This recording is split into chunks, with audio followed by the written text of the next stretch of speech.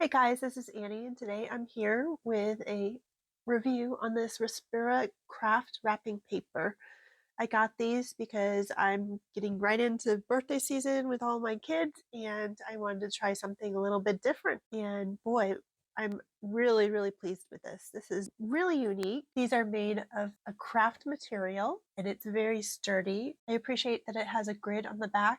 The colors here are surprisingly vibrant for being printed on craft paper. One thing that I really like about this is that when I fold over the corners and the edges of the present, you can get a really nice crisp edge, kind of like scoring with your fingers. One thing that surprised me when I took this out of the package was that the length of it is shorter than what I'm used to when I go to a big box store. But in the end, it really is the perfect amount because I'm only going to be using exactly the amount of paper that I need. Because with the ordinary gift wrap rolls, they tend to be a lot longer, and then I end up with a lot of these extra scraps around the edges. These are a lot thicker than what I'm used to as well. So you could use this for a book cover or other crafting activities.